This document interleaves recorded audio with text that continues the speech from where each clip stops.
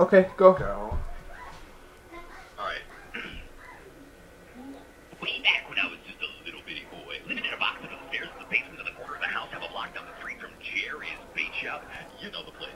Well, anyway, life was going swell and everything was just peachy. Except, of course, we had the novel fact that every single morning, my mother would make me a big old bowl of sauerkraut for breakfast.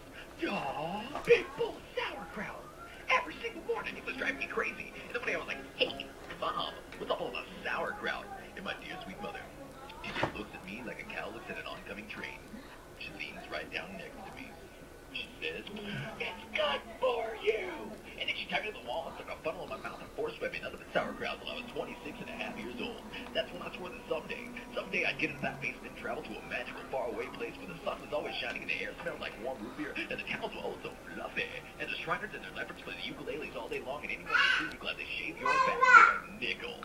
Waka waka doo-doo, yeah, well it wasn't long at all before my dream came true. Yeah, that's right, the local radio station had a contest to see who could correctly guess the number of molecules of Leonard Leroy's butt. Well, I was off by 3, but I still won the grand prize, a first-class one-way ticket to Albuquerque. Oh, yeah.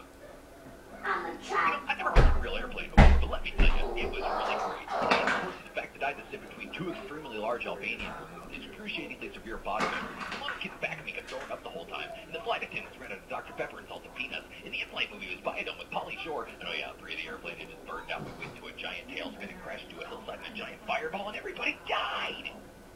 Except for me. You know why? Because I had my tray table up. And my seat back in the full upright position. Had my tray table up. And my seat back in the full upright position.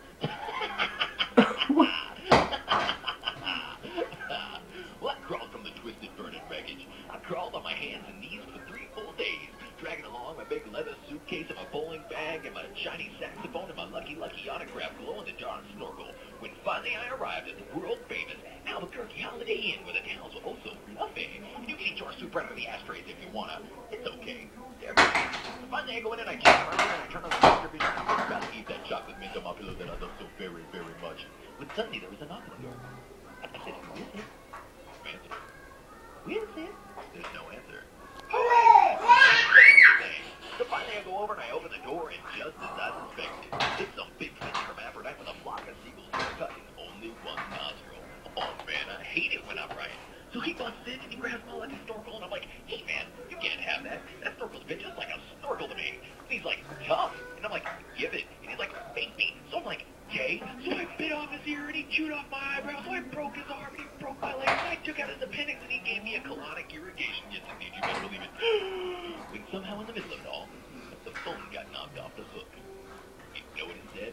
I'll tell you what it said. It said, if you'd like to make a call, please hang up and try again. If you need help, hang up and then dial your operator in Albuquerque. Oh yeah. You know, to cut a long story short, he got away with my snorkel. That's what it was all about right then and there. That I would not rest. I would not sleep until the one-nostriled man was brought to justice. But first, I decided to grab a bite to eat. So I'm walking across the street to the donut shop, and I walked up to the man behind the counter. He's like, yeah, what do you want? Jelly donuts? No, we're out of jelly donuts. I said, you got any Bavarian Creamfield donuts? Is it the one coming? Bavarian Creamfield donuts. I said, you got any cinnamon rolls? He said, no, we're out of cinnamon rolls. I said, you got any apple fritters? He said, no, we're out of apple fritters. I said, you got any beer claws? He said, wait a minute. I'll go check. Did he have any bear claws?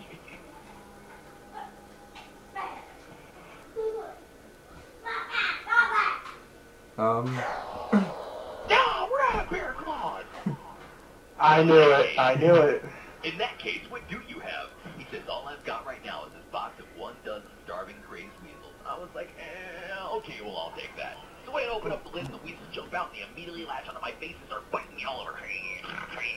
They're tearing me apart. Well, it was just about that time that a little ditty started going through my head. It went a little something like this. Yeah, get him off me! Get him off me! Yeah, get him off me! So I ran out the store bleeding and screaming, and that was when I ran into the girl of my dreams. Her name was Zelda. She was a calligraphy enthusiast with a slight overbiting hair the color of strange peaches. You know, I'll never forget the first thing she said to me. Zelda? old is a girl? Hey, you got weasels on your face. After that, we were inseparable. Oh, we ate together, bathed together, we even shared the same piece of mint-flavored dental floss. Oh, the world was our burrito. Until one fateful morning, she says, honey, would you like to join the Columbia Record Club? I was like, whoa, hold on there, baby. I'm just not ready for that kind of commitment. So we broke up and I never saw her again. But that's just the way things go. In Albuquerque. Oh, yeah, last part, I promise.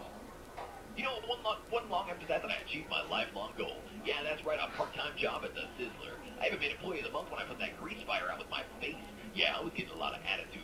Like one day I was sitting out by my car cleaning my excess earwax out with a golf pencil, and my friend Marty was carrying the soap up the stairs by himself, and I was like, hey, Marty, would you like some help with that? He goes, no, I want you to cut off the arms and legs with a chainsaw. So I did.